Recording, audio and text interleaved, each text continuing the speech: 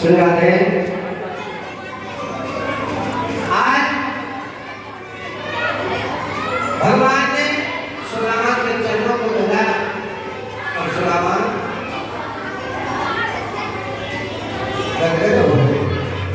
सुदामा से भगवान कहे अरे कुछ खाने को लाया तो सुदामा उन चारों को बता रहे थे क्यों इतने बड़े राजा द्वारकाधीश मेरे कच्चे चावलों को कैसे खाएगा तुम कहा रहे थे टोकरी में भगवान बोले लाला तू झूठ बोल रहा हो कुछ धोखा है मैं जानू भाभी ने मेरे लिए कुछ ना कुछ जरूर भेजा है सुदामा रो रहे ना लाला कुछ ना है भगवान के भाव में धोखे होते मेरे प्यारे भगवान किसी की धन किसी की संपत्ति किसी के घर किसी के विधान किसी के 26 प्रकार के भोजन के भाव के भूखे नहीं है ब्राह्मण संत और भगवान और गौ माता ये केवल भाव के भूखे हैं आओ बैठ पियो पानी 3 चीज कभी बोलना नहीं कोई बाहर का व्यक्ति आ जाए आओ बैठ कर लो ये बहुत है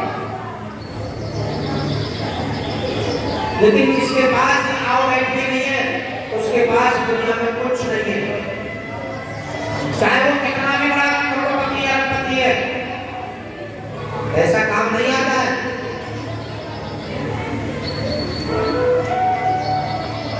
देखो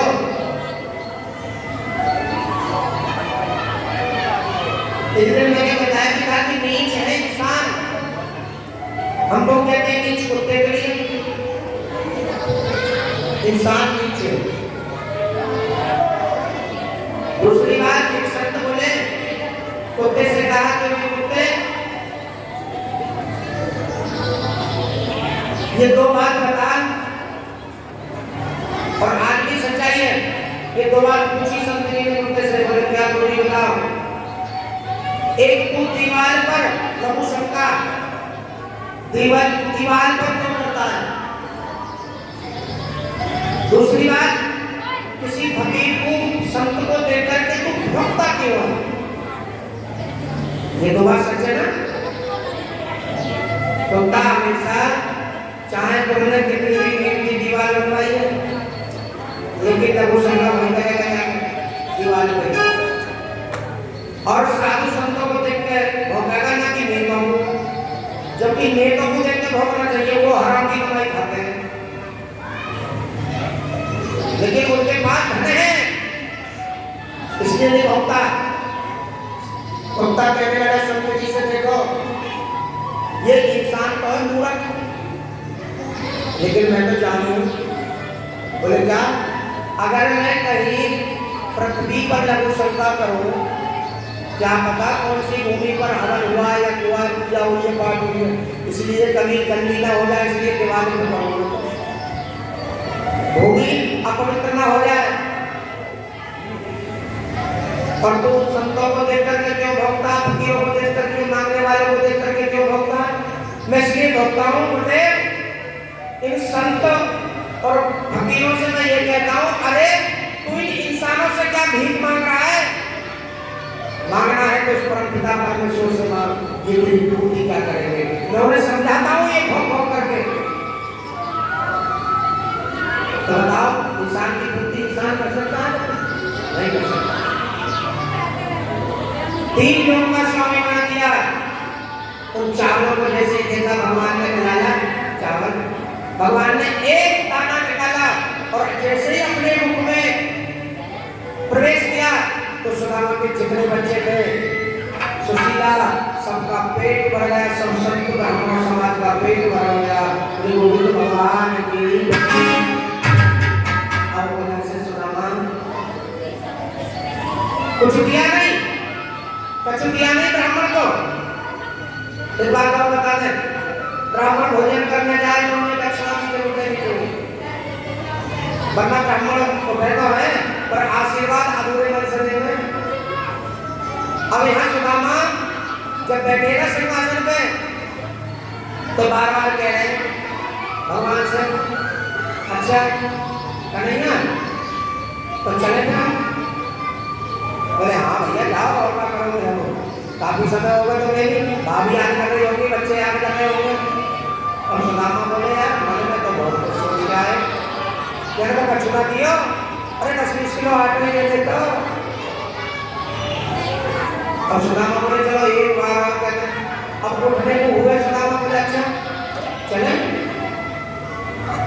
भगवान बोले हाँ जाओ। सुदामा बोले भैया कुछ मिलते ही नहीं रहे, यही इसीलिए मैं मना कर रहा था सुशीला से कि मैं ना जाऊं, लेकिन सुशीला ना मानू। अब भगवान बोले अरे जा सुदामा जा। सुदामा बोले अब कौन से मोह से जाऊं? अरे बच्चे भूखे हैं, सुशीला भूखी है, कह रही जाओ मित्र के पास। आ गए मित्र के पास, कछु दियो है ना आटो दियो, ना चावल दियो, ना राशन दियो, अब कैसे जाऊं? सुदामा बोले भैया काम तो है ही, यजमान दक्षिणा दे या ना दे पर न किलो भर जाऊंगी, अब तुम्हारी इच्छा है। सुदामा बोले चले। अब सुदामा जैसे ही चले, अब उन्होंने देखा भाई यहाँ मेरा गांव था, इसी गांव में यहाँ मेरी एक झोपड़ी थी, तुलसी के पेड़ खड़े थे, लेकिन यहाँ अचानक क्या हो गया? आज सुदामा देख करके कहने लगे क्या? अरे और बढ़िया मेरी कित गई रे, आज समझ गए झोपड़िया मेरी कित गई रे। अरे मोहन कपड़े के पैर में काली झोपड़िया मेरी कित गई रे, मोहन कपड़े के पैर में काली।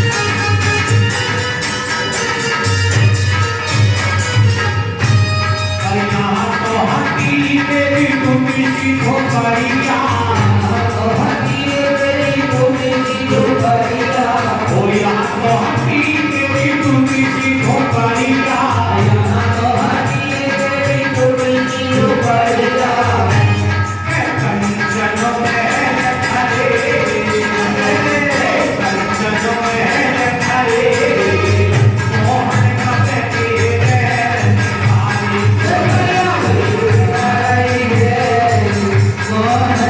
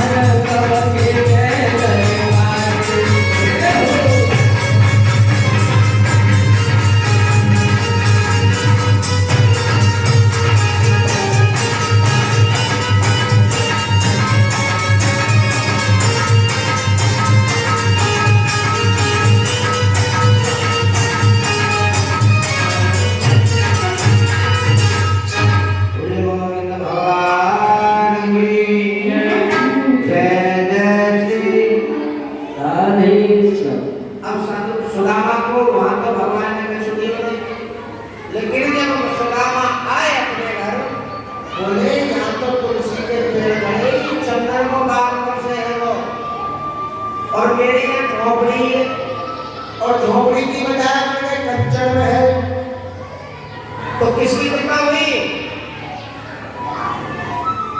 भगवान की। अब सुदामा बोले कि कंचन महल, अब इसमें घर में जाऊं तो जाऊं कैसे? सुदामा सोच रहे भैया मेरी तो तू नीची झोपड़ी आई, अभी तक ये सुना हो गया घर वाले मार के घर को बाहर निकाल दे। अब सुदामा मार दे मैंने सुशीला,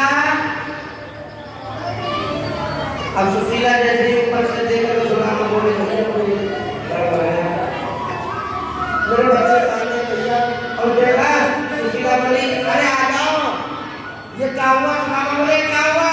ये सब द्वारकाधीश की कृपा से हो गया। बोले द्वारकाधीश भगवान की जय हो। और एक लोग का नहीं, तीन लोग का स्वामी बना दिया सुदामा को भगवान ने। बोलिए भक्तवत्सल भगवान की जय हो।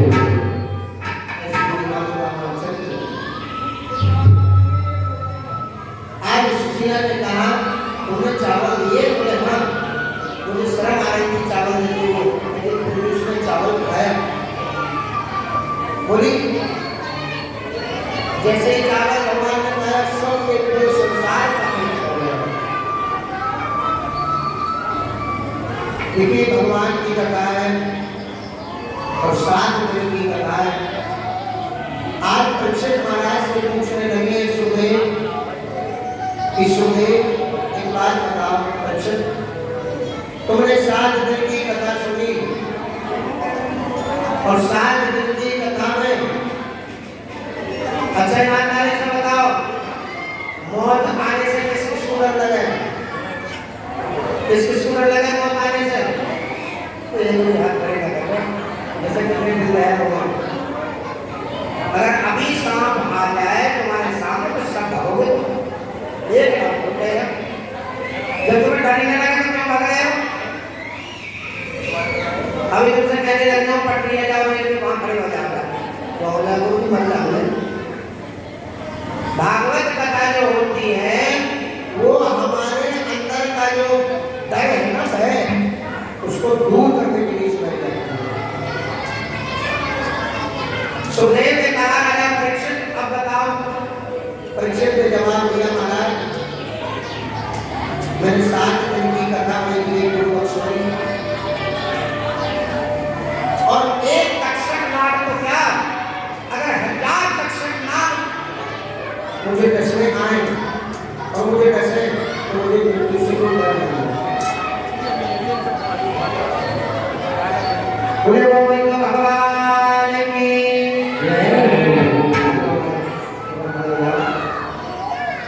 वाली की पत्नी है, पत्नी की है बोला आ गया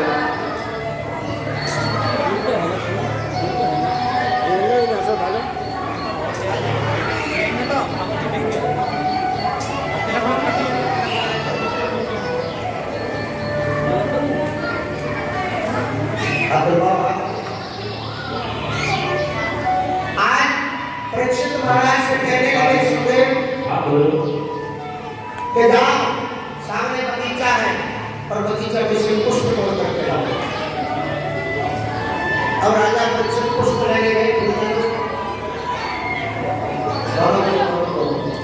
और जैसे ही पुष्प लेने गए तो तक्षक नाग, देखिए तक्षक नाग कितना बड़ा है, बहुत बड़ा होता है। तक्षक नाग घबरा बन करके इतना छोटा सा भागा और वो पुष्प में जाकर के बैठ गया। जैसे ही राजा परीक्षित ने फुलवाड़ी से फूल को तोड़ा, तक्षक नाग ने राजा परीक्षित के मस्तक को डस लिया और उनकी मृत्यु हो गई। भगवान की भगवान विष्णु मंगलम करो भजानन पुरी रक्षा चिलाय हरे शनि इंद्र वदसा सत्यदेवो महाविष्णुया स्वस्ति लक्ष्मी नो बृहस्पति दातो